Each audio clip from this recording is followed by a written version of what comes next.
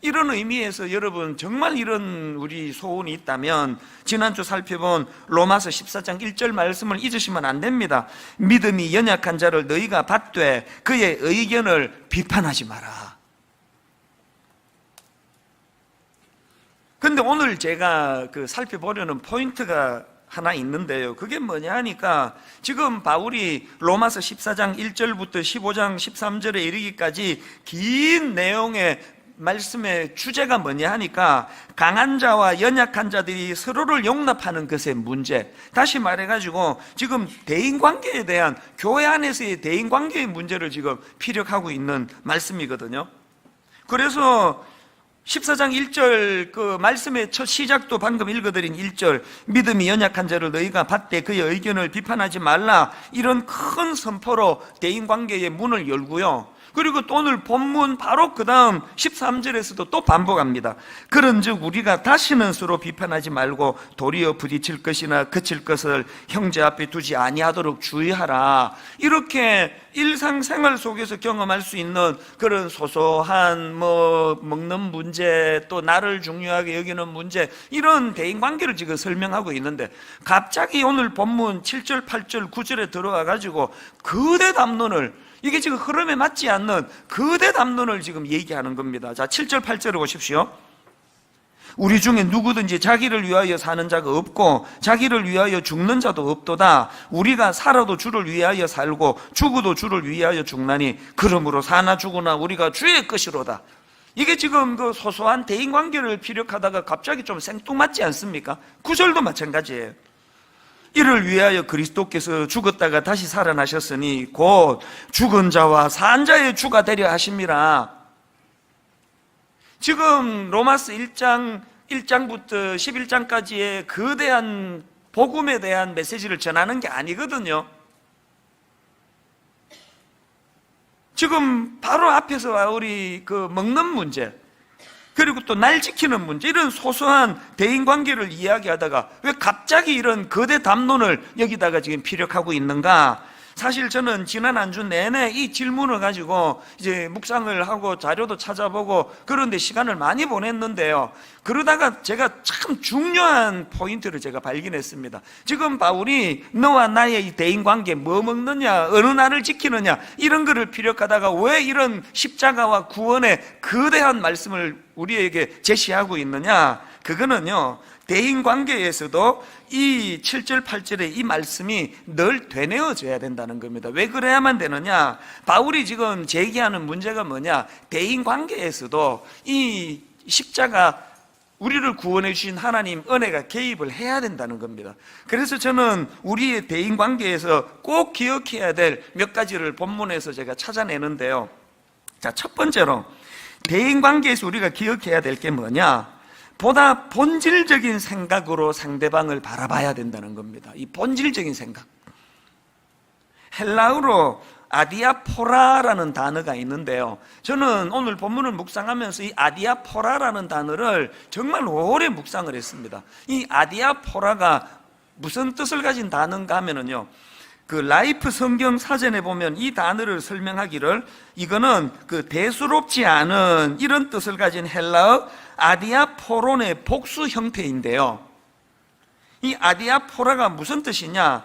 하나님께서 명하시지도 또 그렇다고 금하시지도 않은 행동들을 가리키는 단어가 이게 아디아포라예요. 그러니까 아디아포라라는 단어는 실행을 해도 그만, 또 하지 않아도 죄가 되지 않는 대수롭지 않은 문제, 이게 아디아포라예요. 예를 들면은 지난주에 살펴본 14장 2절 말씀이 바로 아디아포라에 관한 문제를 제기하는 거거든요. 자, 2절을 보십시오. 어떤 사람은 모든 것을 먹을 만한 믿음이 있고 믿음이 연약한 자는 채소만 먹느니라. 자기 생각으로 나는 거리낌 없이 다 먹는다, 그래서 막 먹어요. 그 문제 없습니다. 왜? 아디아포라. 그런가 하면 어떤 사람은 나는 유대교 출신이기 때문에 나는 이미 예수님을 믿고 변화가 됐지만 예전의 습관대로 나는 음식을 가려 먹는다, 난 채소만 먹는다, 그거 괜찮다는 거예요. 아디아포라예요. 그게 왜 괜찮으냐? 그 다음 나오는 3절을 보십시오. 먹는 자는 먹지 않는 자를 업신여기지 말고 먹지 않는 자는 먹는 자를 비판하지 말라. 왜 그런 문제로 그 상대방을 업신여기거나 비판하지 말아야 되느냐? 그 다음 선포가 이거 아닙니까? 왜냐하면 이는 하나님이 그를 받으셨습니다. 아디아포라. 이렇게도 받으시고 저렇게도 받으신다. 하나님이 받으시는데 왜 자꾸 니들은 그걸 갖고 그렇게 상대방을 비판하고 업신여기느냐? 그 얘기 아닙니까? 사실 교회에서 일어나는 대인관계에 꽤 많은 문제가 이 아디아포라, 하나님은 괜찮다 그러는데 우리가 자꾸 그 문제를 삼는 그거라는 거 여러분 다 아시잖아요. 전에도 말씀드렸지만 저는 고신교단이라고 하는 매우 보수적이고 엄한 교단에서 자랐기 때문에 저는 그걸 늘 자랑스럽게 생각해요. 그래서 어릴 때 뭐 돈도 못 쓰게 하고 주일날 돈 쓰면 안 된다, 시장 가면 안 된다, 어디 주일날 영화를 보러 가냐, 버스도 타면 안 돼, 그런 데서 제가 자랐습니다. 저는 주일날 우리 그 교회에서 요구하는 주일 성수를 철저하게 지켰습니다. 그 중에 제일 지킨 게 주일날 공부하면 안 된다. 목숨 걸고 지켰습니다. 한 번도 어긴 적이 없어요, 저는. 그래가지고 그 긴 거리를 그 어린애가 한 3, 40분 되는 거리를 그 버스 타면 금방 가는데 그 걸어 다니고 그 귀한 거 아닙니까? 그리고 돈 안 쓰려고 저녁 예배 들어갈 때 배가 고파서 꼬르륵 꼬르륵 소리가 나는데도 불구하고 저녁 굶고 예배를 들어갔습니다. 늘 그랬습니다. 한 번도 어긴 적 없습니다. 이 귀한 거 아닙니까? 이 정신이 귀하다면, 그런 믿음이 성숙한 자라면 어떻게 해야 됩니까? 이 문제는 구원에 관계되는 문제가 아니다. 이건 아디아포라에 관한 문제이기 때문에, 왜 제가 옆에 사람이 그 짜장면 먹고 와가지고 옆에서 그 짜장면 냄새가 풀풀 풍기면 막 마음에 막 화가 나고 분통이 터지고 그 사람을 정죄하고, 어리니까요. 그 중학생 때니까. 막 근데 사람 취급을 안 하고 싶더라고. 어떻게 주일날 그냥 그 짜장면 먹고 교회로 올 수가 있느냐고. 그러면서 아주 그 사람을 내가 시시하게 생각하고, 이게 바로 오늘 한국 교회의 미숙한 성도들이 갖고 있는 그 모습이에요. 그게 제가 조금만 그때 믿음이 성숙했더라면, 이게 아디아포라, 이분은 또 자기 뭐 믿음으로 뭐 짜장면 먹고 오는구나. 그리고 또 솔직히 말씀드려가지고요, 저녁 예배에 은혜 받은 적은 거의 없어요. 막 배고파 죽겠는데 말씀이 들어옵니까? 하여튼만 말씀만 끝나기만 기다리고 뭐 그냥 막 끝나면은 내 집에 가서 라면 끓여 먹어야지 뭐 이 생각하면서 그냥 목사님은 막 얼굴이 막 밥그릇처럼 보이고 이러는데, 차라리 그러느니 그냥 그분처럼 짜장면 먹고 든든하게 말씀에 집중하는 게 그게 더 나은 거 아닙니까? 이게 아디아포라의 문제라는 거예요. 저는 이 아디아포라라는 단어를 떠올리면 참 그 가슴 아픈 역사 하나가 떠올려지는데요. 지금의 러시아가 그 소련이 되기 직전, 그러니까 구러시아의 종교가 러시아 정교회였는데요. 그 당시 나라가 빈부격차로 뭐 갈등이 고른 깊어가고 사회는 점점 파국으로 치닫고 있는데, 그 종교 지도자라고 하는 그 사제들은 말도 안 되는 그 쓰잘데없는 논쟁에다가 온 에너지를 다 바쳤다는 거예요. 이게 진짜 말이 안 돼요. 그 당시로 그렇게 그 나라가 위태위태한 때 사제들이 한가하게 노닥거렸던 논쟁이 뭔지 아십니까? 몇 가지만 예를 들어보면 금방 알아요. 예를 들면 이런 논쟁, 야 진짜 유치합니다. 천사가 바늘 끝에 올라설 수 있느냐 없느냐, 이것 갖고 그렇게 논쟁을 벌였대요. 뭐 천사가 바늘 끝에 올라설 수 있으면 어떻고 못 올랐으면 어떻습니까? 그리고 또 어느 정신 나간 천사가 그 바늘 끝에 올라가 있겠냐고요. 이런 걸 가지고 막 그냥 맨날 그냥 논쟁하고 이러고 있었다는 거예요. 또 그런가 하면은 또 이런 논쟁, 예수님이 재림하실 적에 천사들이 나팔을 불면 그 나팔의 길이가 얼마나 되겠느냐. 참 한심한 논쟁 아닙니까? 그 다음 논쟁은 더 웃겨요. 여러분 그 성수 아시죠? 그 세례를 베풀고 할 때 이제 그걸 그 거룩한 물이라고 해서 뭐 성수다 그렇게 표현하는데요. 무슨 논쟁이었나? 거룩한 성수에 파리가 빠져 죽게 되면 그 파리가 거룩해진 것이냐, 성수가 더러워진 것이냐. 참, 혹시 여러분 답 아세요? 그 팔이 못 빠지도록 그 뚜껑이나 덮어놓고 있으면 다 해결되는 걸 가지고, 그래가지고 여러분 그 역사 다 아시죠? 결국은 그 나라가 몰락해 가는데, 이런 쓰잘데없는데 시간을, 논쟁하는데 시간을 다 보내다가 나중에 나라 뒤집어지고 그 사제들이 비참한 그 죽임을 당하는 그런 역사가 있거든요. 이런 면에서 오늘 한국교회는, 또 분당 우리 교회 안에는 지금 이런 말도 안 되는, 그 하나님 보시기에는 그거 뭐 밥 먹고 오든지 뭐 그 굶고 오든지 짜장면을 먹었는지 뭐 우동을 먹었는지 이런 게 아니잖아요. 예배자로 하나님 앞에 신령과 진정으로 서는 게 문제인데, 우리는 서로를 향해 가지고 이 아디아포라, 나는 왜 그냥 음식을 가려서 먹는데 저 사람은 왜 다 먹느냐고, 왜 나는 큐티를 안 하는데 왜 저 사람은 큐티를 안 하느냐고. 그 큐티하고 안 하고 하면 좋죠. 그거 안 하면 그게 뭐 지옥 가는 문제는 아니지 않습니까? 하도록 권면은 하지만 그걸 가지고 남을 비판하고 정죄하고 그러실 거면 큐티 안 하는 게 나아요, 차라리. 바울이 왜 지금 먹는 문제, 날 지키는 문제, 이런 사소한 대인관계를 설명하다가 갑자기 7절, 우리 중에 누구든지 자기를 위하여 사는 자도 없고 자기를 위하여 죽는 자도 없도다, 이런 거대 담론을 피력하는 이유를 아시겠습니까? 우리가 그 상대방을 바라볼 때 좀 더 본질적인 그 중심으로 상대방을 바라보자는 그 이야기거든요. 그런가 하면은 두 번째로 대인관계에서 우리가 기억해야 될 게 하나 더 있습니다.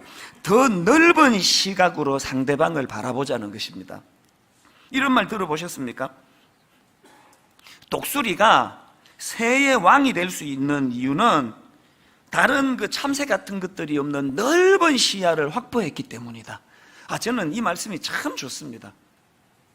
독수리가 뭐 아주 날카로운 부리도 있고 날카로운 발톱도 있고 그거 다 좋은 거지만요, 독수리가 새의 왕이 될 수 있는 거는 참새가 못 가진 넓은 시야라고 한다면 오늘 우리는 어떤 시야를 갖고 있습니까? 그래서 저는요, 저를 이렇게 그 다그칠 때 스스로 독백하는 것 중에 이런 독백을 가끔씩 합니다.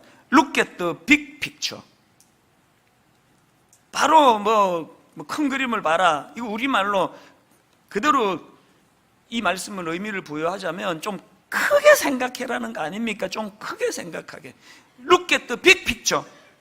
부교역자가 무슨 실수를 할 때 제 마음에서 Look at the big picture. 사람이 실수할 수 있지. 그것 갖고 내가 이 사람에게 편견이나 선입견을 갖지 말자. 그럴 때 제 마음으로 Look at the big picture. 어느 성도가 아무것도 아닌 걸 가지고 저한테 막 시비를 걸어올 때 Look at the big picture. 이걸 시시비비로 그 사람에게 다가가지 말고, 이분이 그 예전 교회에서 그 목사님한테 그 상처를 받았나 보다, 그래서 나 같은 목회자를 불신하나 보다, 그러면서 그거를 이렇게 수용해 주면서 받아주는 게 Look at the big picture 아닙니까? 제가 이렇게 꼭 영어로 이렇게 표현을 하고 나면 미국에 있는 친구나 지인들이 반드시 또 이번 주 중에 연락이 와요. 야, 니는 그래도 그 미국에서 살았다는 사람이 발음이 그게 뭐냐? 그러면서 저한테 연락을 하면 제가 마음으로 이렇게 대답하죠. Look at the big picture. 그 발음 같은 데 신경 쓰지 말고 의미를 생각해라, 의미를. 제 영어 발음에 문제가 있기는 해요. 뭐 안 그랬으면 내가 한국에 돌아왔겠습니까? 바울이 지금 그 대인관계에서 날 정하는 문제, 뭐 먹는 거 안 먹는 거 이런 문제를 다루다가 왜 큰 주님의 십자가로 구원받은 또 우리 주님 영광을 돌려야 되는 그 내용을 7절, 8절, 9절에서 왜 피력하고 있냐고요? 특히 9절을 보십시오. 이를 위하여 그리스도께서 죽었다가 다시 살아나셨으니, 그 사람의 행동에만 집중하지 말고 그 사람이 주님의 십자가로 구원을 받은 그 큰 그림으로 상대방을 우리가 바라보라는 거 아닙니까? 15절에도 보니까 만일 음식으로 말미암아 내 형제가 근심하게 되면 이는 내가 사랑으로 행하지 아니함이라. 그 다음에 무서운 말씀 나옵니다. 들어보십시오. 그리스도께서 대신하여 죽으신 형제를 내 음식으로 망하게 하지 마라. Look at the big picture라는 게 뭘 의미합니까? 이런 말씀들을 통해 뭘 깨닫습니까? 여러분, 그 14장 앞부분에서 비록 먹는 문제, 나를 중요하게 여기는 문제, 이런 것들은 서로 생각이 좀 다를 수 있지만 그러나 근원적으로 8절, 우리가 살아도 주를 위하여 살고 죽어도 주를 위하여 죽나니 그러므로 사나 죽으나 우리가 주의 것이로다. 이 큰 그림을 그려주는 이유가 뭐예요? 뭐 먹느냐 안 먹느냐 이런 사소한 문제는 우리가 생각이 다를 수 있어도 우리는 구원받고 근원적으로 같은 생각을 하는, 우리는 근원적으로 같은 방향을 향해 나아가는 그리스도의 영광이라는 큰 그림을 가지고 있는 공통점이 있지 않느냐. 이걸로 서로를 용납해 주어라. 오늘 여러분 한국교회의 성도들이 세상 사람들에게 비춰지는 이미지는 뭐예요? 세상 사람들과 크리스찬의 차이는 그 담배 안 피는 거, 또 술 안 마시는 거. 그것도 여기서 또 뭐 슬쩍슬쩍 다 마시잖아요. 또 뭐 차이라는 게 그저 뭐 술 담배 안 하는 거, 뭐 주일날 뭐 성경책 들고 교회 가는 거, 이런 정도로 차이가 없다면은 그 부끄러운 거 아닙니까? 종교는 다르지만 나 교회 다니는 사람들, 예수 믿는 사람 한 가지 더 인정한다. 그 사람들은 look at the big picture.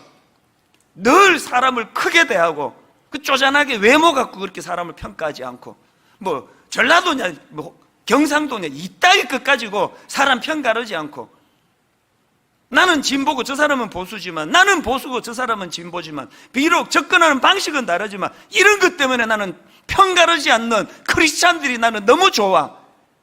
우리 이런 평가를 받고 있느냐고요.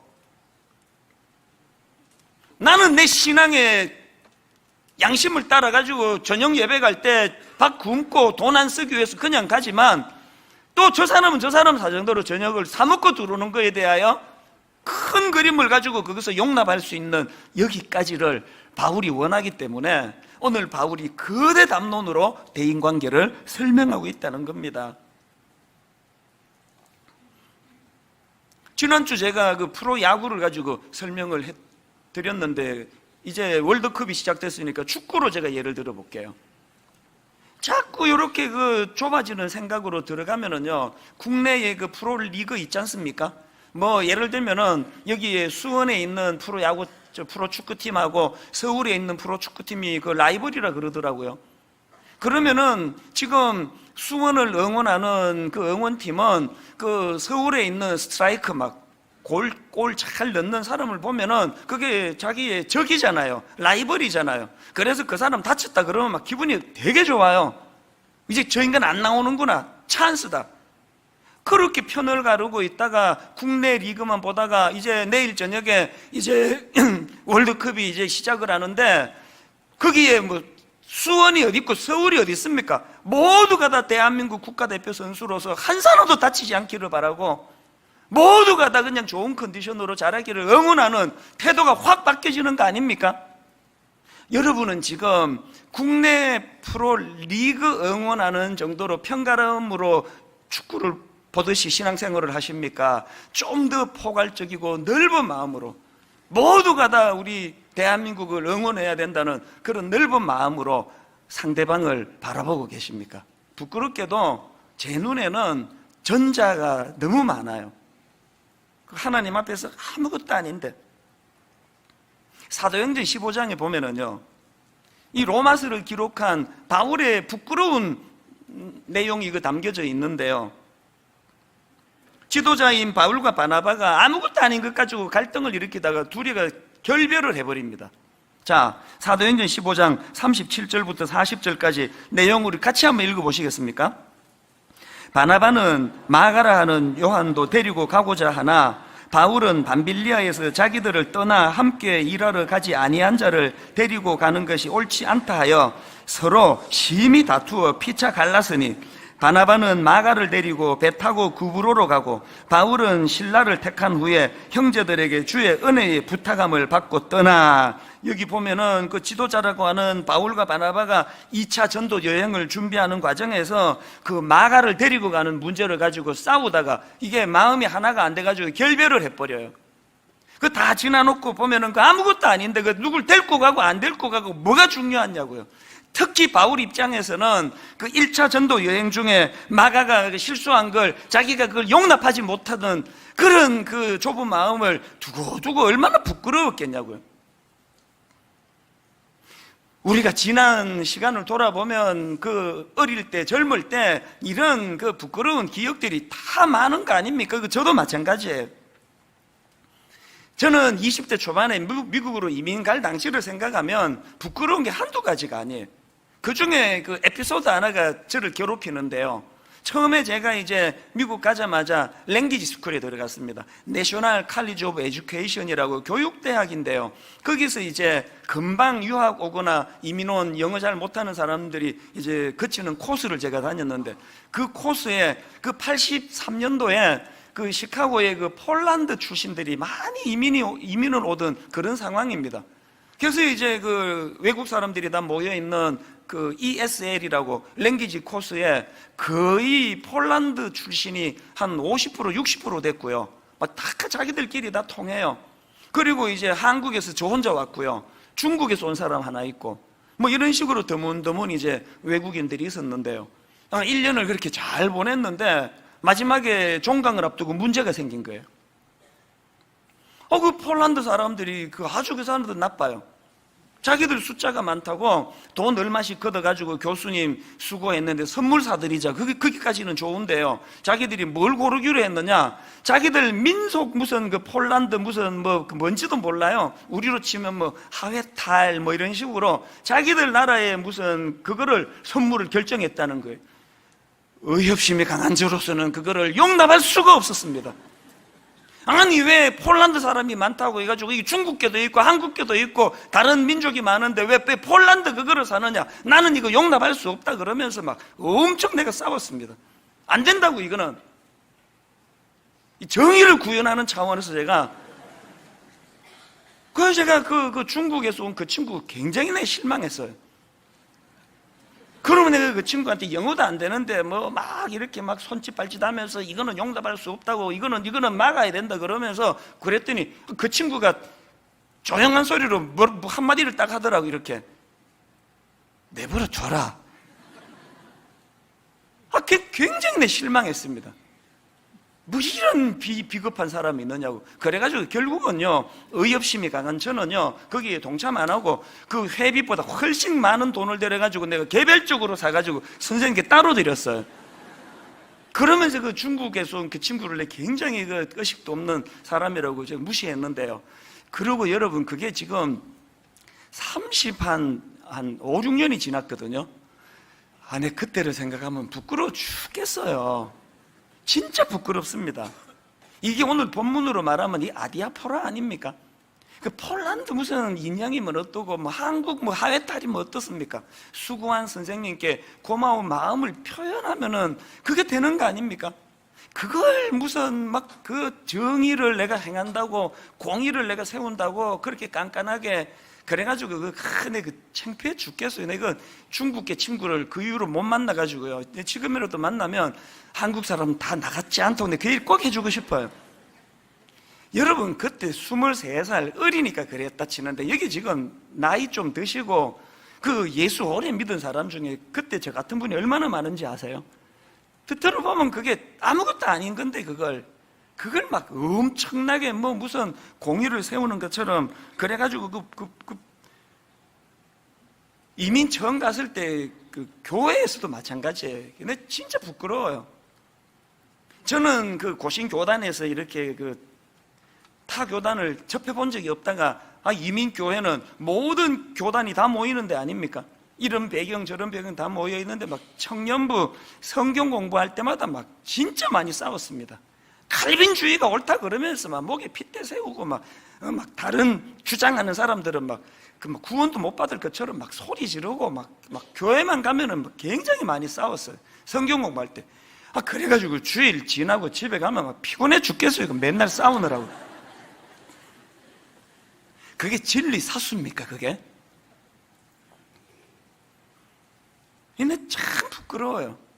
신혼 때도요, 주로 싸움을 내가 걸었어요. 집사람에 대해서 이게 옳고 이게 그러는데, 지금 우리 부부 1년가에 싸울 일 거의 없습니다. 내가 좀 철이 좀 들었거든요. 이래도 괜찮고 저래도 괜찮은 거 그 좀 허용하고 배려하고 그러니까 세상에 싸울 일이 없어지는 거예요. 제가 신학교를 결정할 때 왜 고신을 안 간지 아십니까? 그때 두 가지 제가 마음에 결심한 게, 원칙을 정한 게 고신은 안 간다. 이미 내 몸속에 고신 피가 흐르는데, 이미 나는 고신 정신으로 무장했는데, 또 내가 고신 신학 가가지고 목사가 되면 고신 그렇게 교단에 매일 것 같아서 나 고신은 안 간다. 두 번째, 고신하고 가장 컬러가 비슷한 그런 교단으로 간다. 그랬더니 누가 그게 총신이라 그러더라고요. 그래서 제가 총신 간 거 아닙니까? 여러분, 고신 교단이 문제가 있었어가 아니고요, 그걸 편협하게 바라보는 나한테 문제가 있었기 때문 아닙니까? 저는 지금도요, 내 뼛속 깊이 고신 정신이 저 안에 살아 역사하는 걸 저는 느끼거든요. 그러나 예전처럼 이것만이 옳다고 편협되게 생각하지는 않습니다. 바울이 뭘 강조하는지 아시겠죠? 마지막 세 번째로, 여러분, 우리 대인관계에서 기억해야 될 하나 더 있습니다. 하나님 중심의 생각으로 상대방을 바라봐야 된다는 것입니다. 오늘 본문에서 특이한 게 뭔지 아십니까? 6절부터 8절까지 사이에 위하여라는 말이 7번 반복이 돼요. 특별히 주를 위하여, 이게 5번이나 반복이 됩니다. 자, 여러분 한번 확인을 하면서 본문을 보시겠습니까? 6절부터 8절 내용을 보시면서 우리 같이 한번 읽어보시겠습니다. 나를 중히 여기는 자도 주를 위하여 중히 여기고 먹는 자도 주를 위하여 먹으니 이는 하나님께 감사하며, 먹지 않는 자도 주를 위하여 먹지 아니하며 하나님께 감사하느니라. 우리 중에 사는 자가 없고 자기를 위하여 죽는 자도 없도다. 우리가 살아도 주를 위하여 살고 죽어도 주를 위하여 죽나니 그러므로 사나 죽으나 우리가 주의 것이로다. 지금 대인관계 얘기하다가 생뚱맞게 주를 위하여 이걸 지금 왜 이렇게 강조하는 겁니까? 바울이 뭘 강조하고 싶은 거예요? 여러분, 우리 삶의 목적이요, 하나님 중심으로 바뀌게 되면은 그 주님이 보시는 안목으로 상대방을 바라볼 수 있게 된다는 것입니다. 탕자의 비유에서 그 큰아들이 그 마뜩자는 그 가출하고 돌아온 그 못된 동생을 왜 용납해야 되냐고요? 이유 딱 하나예요. 용납해야 된다면 이유는 딱 하나입니다. 누가복음 15장 23절 24절 그리고 살찐 송아지를 끌어다가 잡으라. 우리가 먹고 즐기자. 이 내 아들은 죽었다가 다시 살아났으며 내가 잃었다가 다시 얻었노라 하니, 그 다음 보세요. 그들이 즐거워하더라. 그들이 즐거워했던 이유는 딱 하나예요. 그 아버지가 즐거워하시니까요.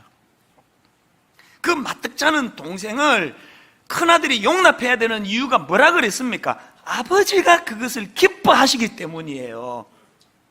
그 성경에 그 큰아들이 뭘 자랑합니까? 나는 아버지 많이 도와드렸다고, 나는 순종했다고. 큰아들이 뭘 모릅니까? 아버지 심부름하는 것보다 더 중요한 거는 아버지의 마음을 헤아리는 거예요.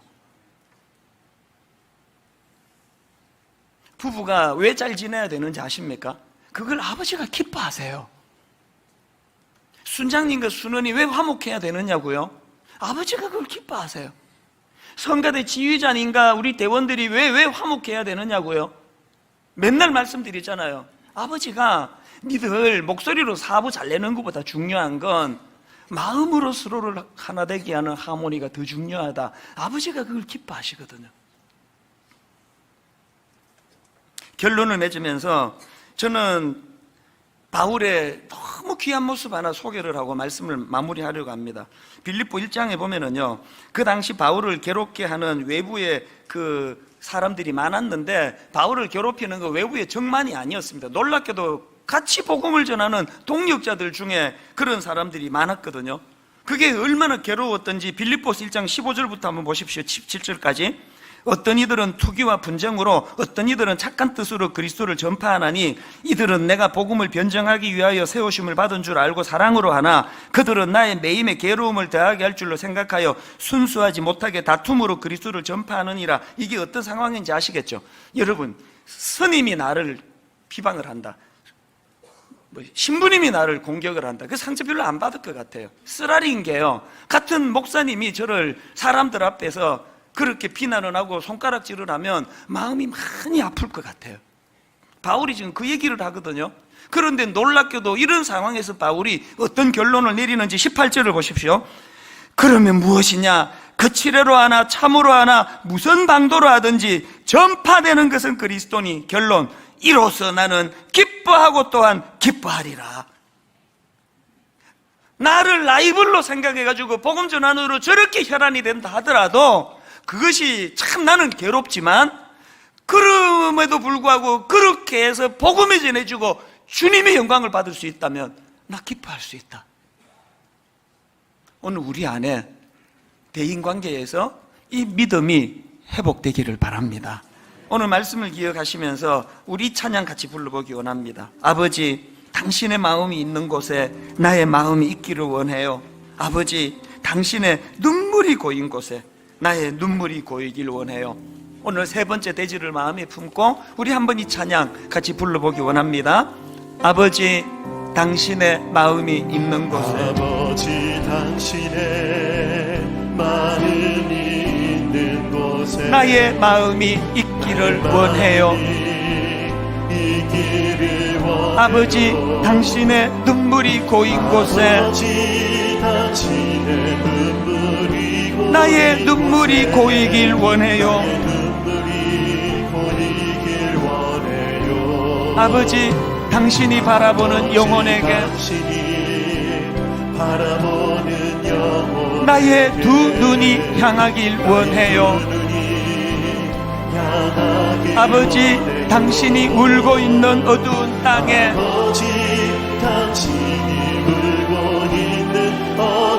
나의 두 발이 향하길 원해요. 여러분 이렇게 선포하시겠습니까? 나의 마음이 아버지의 마음 알아. 내 모든 뜻 아버지의 뜻이 될 수 있기를.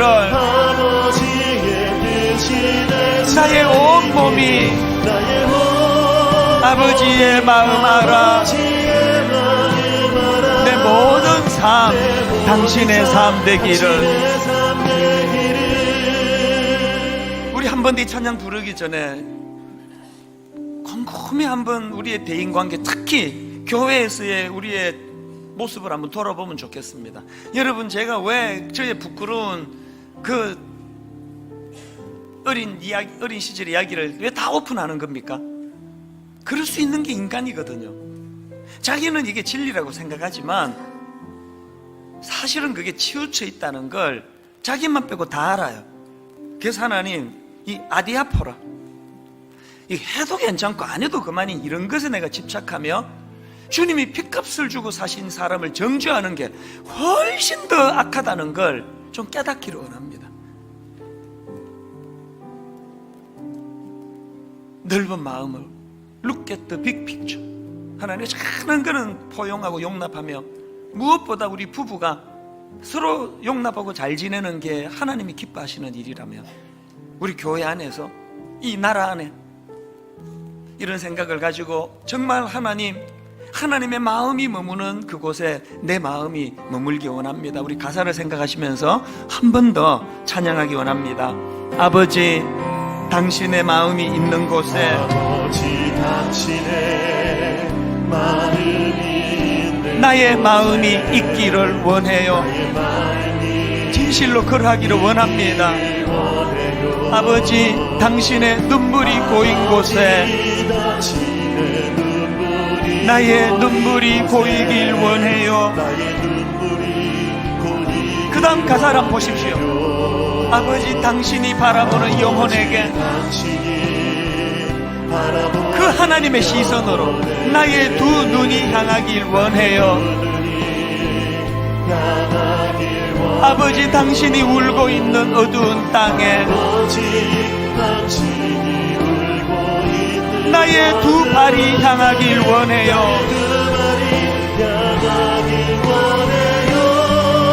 나의 마음이 아버지의 마음 알아. 내 모든 뜻 아버지의 뜻이 될 수 있기를.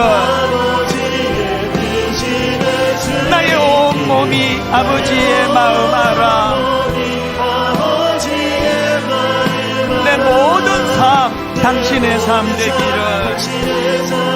우리 다 자리에서 일어나셔서 아버지, 당신의 마음이 있는 곳에 진실로 고백합니다. 나의 마음이 있기를 원해요. 아버지 당신의 눈물이 고인 곳에 나의 눈물이 고이길 원해요.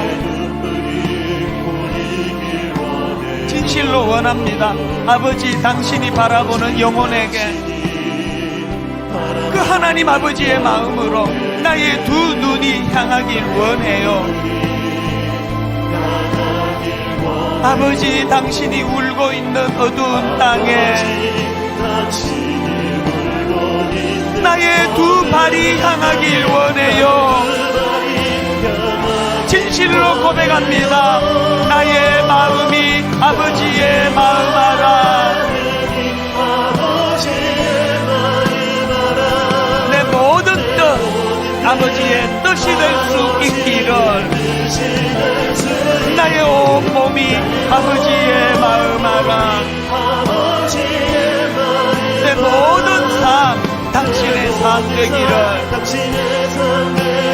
주님 내 안에, 주님 내 안에, 내 안에 계시고 주님 내 안에, 주님 내 안에 나를 세워주소서. 우리 마지막으로 한번 힘있게 선포합니다. 주님 내 안에, 주님 내 안에, 내 안에 계시고 주님 내 안에, 주님 내 안에 나를 세워주소서. 먼저 우리 같이 기도하실 때 아버지 저의 미숙함으로 말미암아 이거는 내가 진리를 세우는 것처럼 그렇게 어마어마한 생각으로 사람을 비판하고 정죄하고 그랬는데 알고 봤더니 아디아포라 이게 이래도 되고 저래도 되는 문제가 대부분이었다면 무엇보다도 하나님 저에게 넓은 마음을 주시고 무엇보다도 저에게 하나님 아버지 용납해 주시는 나 같은 것도 용납해 주셨던 그 하나님의 마음으로 가까이는 내 아내와 내 남편과 내 부모님과 내 자녀들을 용납하고 교회 안에서 만나는 사람들을 용납하고 세상에서 만나는 사람들을 그리스도의 포용력으로 그를 용납하기를 원합니다. 오늘 말씀을 기억하시면서 우리 통성으로 같이 한 목소리로 기도하시겠습니다. 살아계신 하나님 아버지, 오늘 이 말씀이 우리에게 능력이 되기 원합니다. 깨달음이 되기를 원합니다. 오늘 이 말씀이 우리에게 살아있는 주님의 아버지 선포가 되기를 원합니다. 하나님 아버지, 우리의 조금을 용서하여 주시기 원합니다. 우리의 자금을 용서하여 주시기 원합니다. 하나님의 아디아포라를 마음에 새기고 하나님 더 넓은 것, 더 큰 것, 더 포용력을 가지고 바라보기를 원합니다. 나의 자금을, 나의 조금을, 나의 약점을 끌어와서 주님 앞으로 가끔씩 가지고 나가기를 원하오니 하나님 불쌍히 여겨주시옵소서. 아버지 하나님, 우리의 은혜를 도와주셔서 은혜를 우리를 충만케 하시고 은혜를 우리를 새롭게 하여 주시옵소서. 하나님 아버지, 지방에서 목회하는 그 목사님 아침에 교회로 출근하면서 간쓸게 아내에게 맡기고 가겠다고 어떻게 이런 가슴 아픈 일이 오늘 교회 안에 일어날 수 있는지, 어떻게 예수 그리스도의 십자가 복음으로 가슴이 벅차야 될 초신자들이 교회만 오면은 먼저 믿은 우리들 때문에 상처를 받아야만 하는지, 왜 아버지 교회 안에 피 흘리며 받은 상처가 치유가 안 돼 이 교회 저 교회 기웃거리며 그렇게 회복을 갈망하는 일이 일어나야만 하는지, 오늘 말씀을 들으면서 무엇보다도 우리 자신이 주님 앞에 반성하며 회개하며 나아가기를 원합니다. 그 좁고 사소하고 그 별것 아닌 것에 집착하며 사람을 정죄하고 단죄하던 우리의 모습을 불쌍히 여겨주시고, 아버지 그 더 넓은 더 큰 그림으로 봤을 때 우리는 한 하나님을 아버지로 모시는 형제요 자매, 우리는 한 목표 한 방향을 향해 하나님의 영광이라는 큰 목표를 향해 나아가는 동력자라는 사실을 인식하고 그 사소한 것들은 용서하고 용납하고 그를 품어주는 저희들이 되도록 인도하여 주시옵소서.